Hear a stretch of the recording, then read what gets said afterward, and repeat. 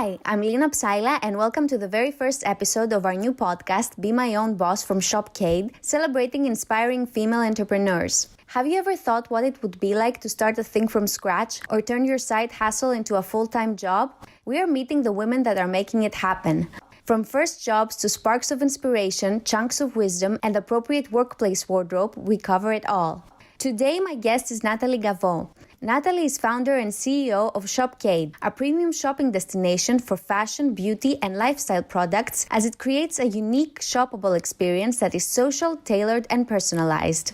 Since February 2017, Shopcade is proud to be part of one of the largest media groups in Europe, Lagardère Active, and develops marketplaces for Elle and Public magazines in France under the Lagardère Active shopping brand. The Elle store was launched in September 2017 on the French website Elle France. Visit shopcade.com or download the app Shopcade on iTunes and Google Play. Here's Nathalie's journey.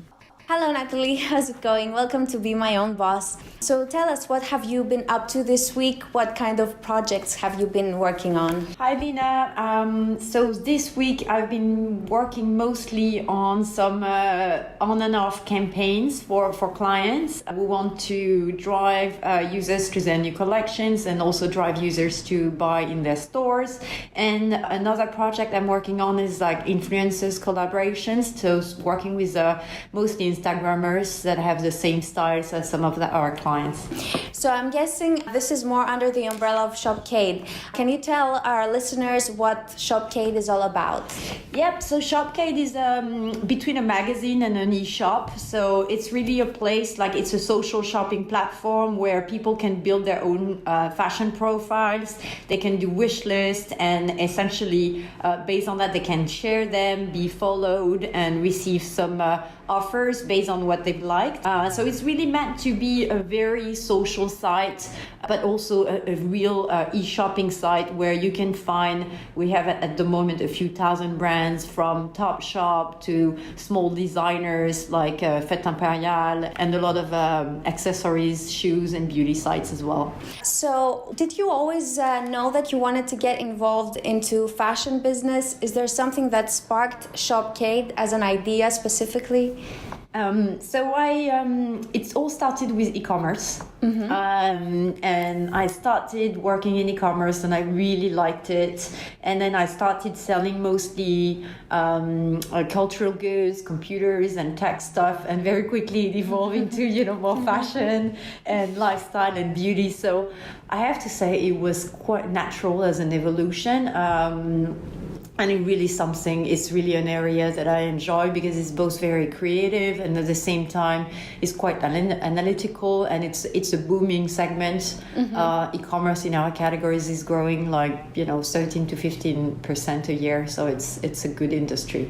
And was there a specific moment that you had this light bulb moment of tapping into social e-commerce? Because a big part of Shopcade is the social element. So I started to be really interested into social back in 2010 with the surge of Facebook, and I had been into e-commerce before, so I was thinking, well, we need to find a way to for users to be able to create all their likes in their shopping habits and being able to connect them in the shopping space, not just in the social news space. So my first idea was really, how do we do a kind of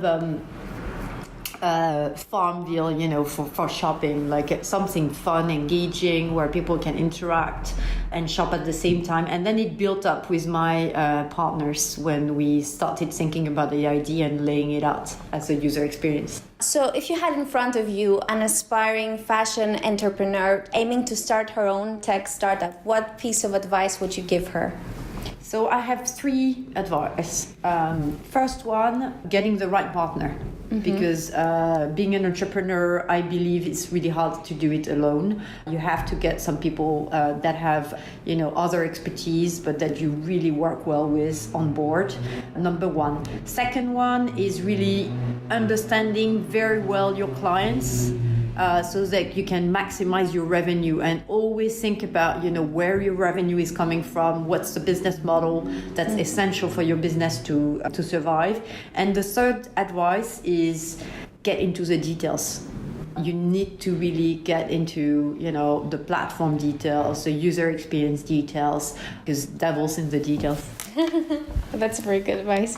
So, did you have any mentors of your own when you started your own company? People you could rely on for advice? Yeah, plenty. I really enjoy, discussing with my investors, people like Daniel Bernard, or like really experienced business people. I really enjoy discussing with more creative people as well. Not saying that business people aren't creative, a lot of them are, but designers. I love meeting people that have stores as well. So I have to say I take my inspiration from a lot of different communities. If there was a new girl applying for Shopcade, what advice would you give her on the wardrobe this time? I think, when you go for a job interview, you have to look professional, but in a way that is your own. So I would say look professional, but also kind of look a little bit relaxed, not look too overdone. I think as French style, which is my background, I would say you have to look really neat, but you also have to show that you haven't spent 2 hours in the bathroom. So I would say probably wear jacket, maybe with either a white t-shirt, something kind of a little bit cool, and either nice skirts, nice pants, and like pretty cool shoes. But at the end of the day, feel comfortable, and what's most important is to be articulate, to really be willing to work in the company, be smiling, be like when you hire someone, you want to feel that this person is going to be a good team member. So it's not so much about the look. It's really about the attitude as well. And your look projects a good attitude. So you want to have a few details that you may like, that you want the recruiter to notice. But at the end of the day, this person needs to feel that they want you in the team. Yeah, of course. So you are a very busy woman, being the founder of a fashion company. How do you get over creative slumps, and how do you get focused? Because there's this thing about burnout and finding creative inspiration. When it gets too much, how do you get refocused and recharged? I think it's through the team. I'm trying to, I have to say that, when you're a mom and you have a business, you have to get priorities because you can't do everything. So it's about being organized and having a clear schedule of and managing your time. So I'm pretty, every weekend I review what I'm going to do the next week. If I'm traveling to Paris or if I'm staying in London, I review my main tasks. And ideally, every day you need to have done 1 or 2 things that really matter for your business. You have to, if you look at your day, have you spent your day, what have you done based on your core objective to meet that core objective? And every day you need to do something that matters. The rest, you could, just, either not do it or give it away. But I think it's about managing this balance and this priority list. Do you agree with that thing that many entrepreneurs say, eat the frog first, do the hardest thing in the early parts of the day so you can get it out of the way and then move on to the more...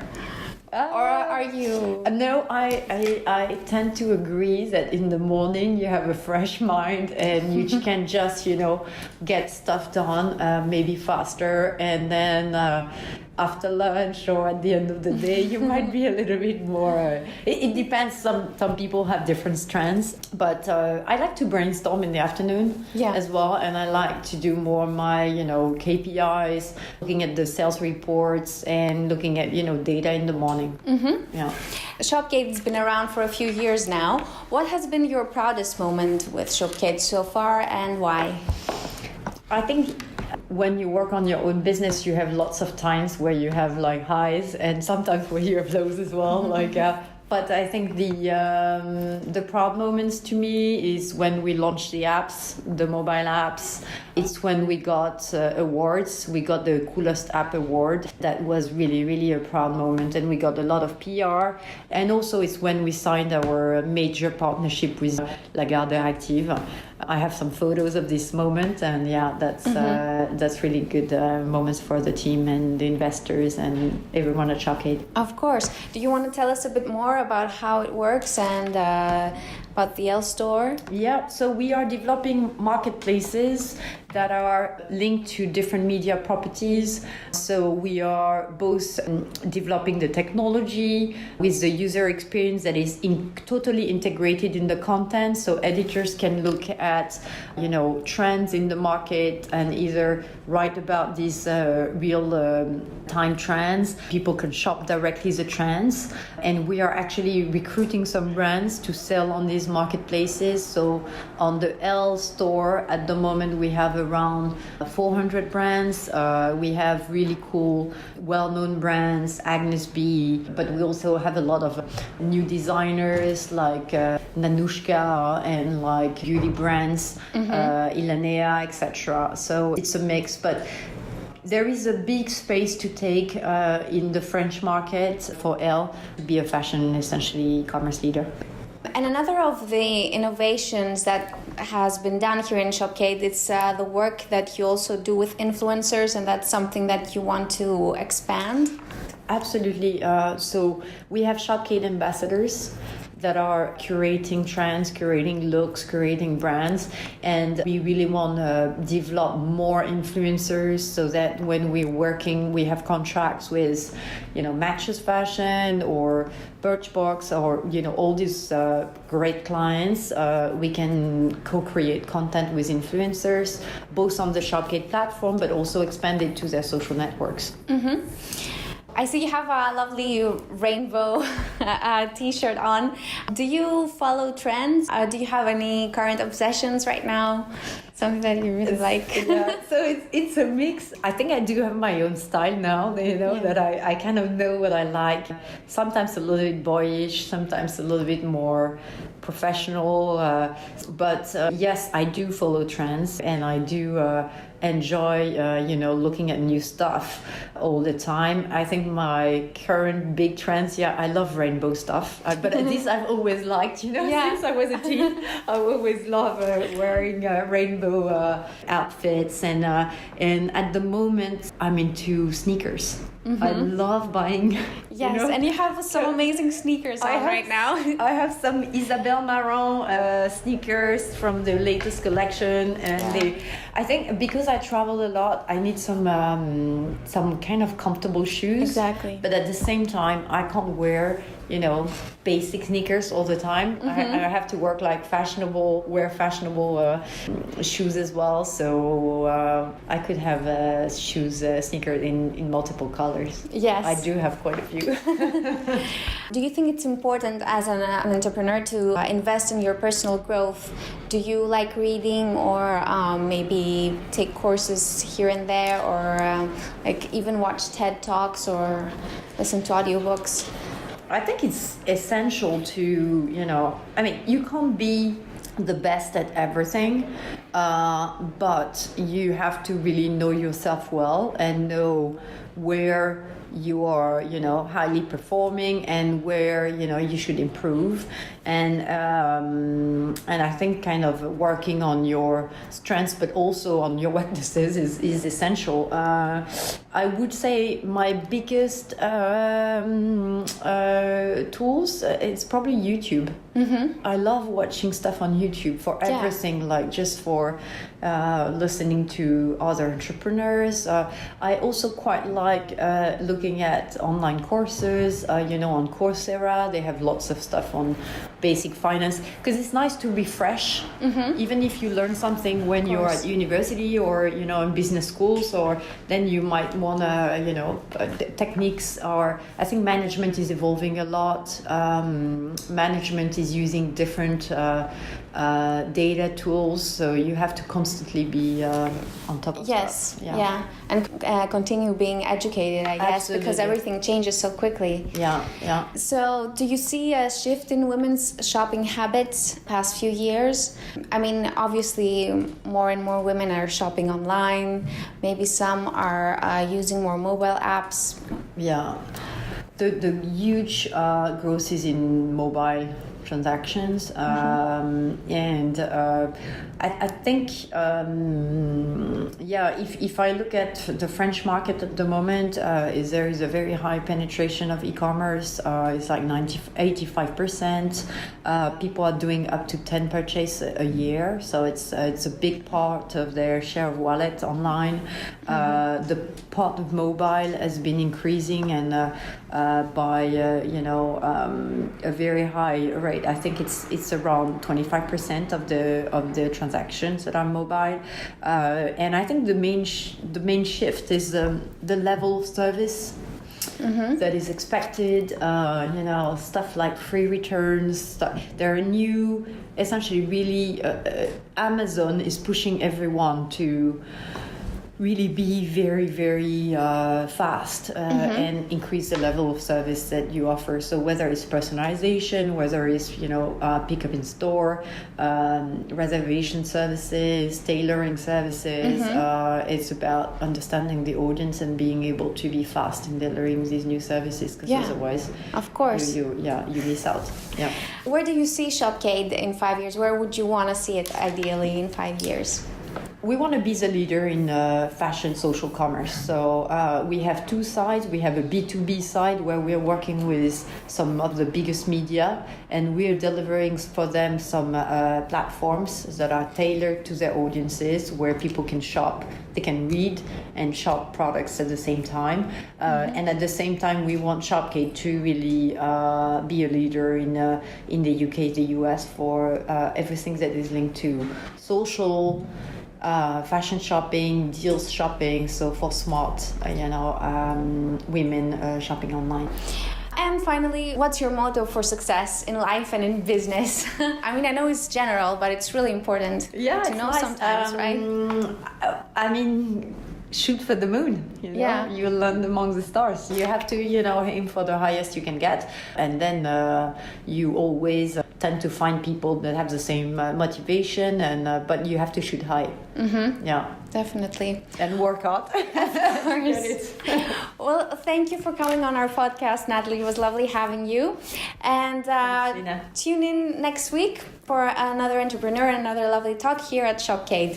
Thank you. Thank you. Bye. Bye.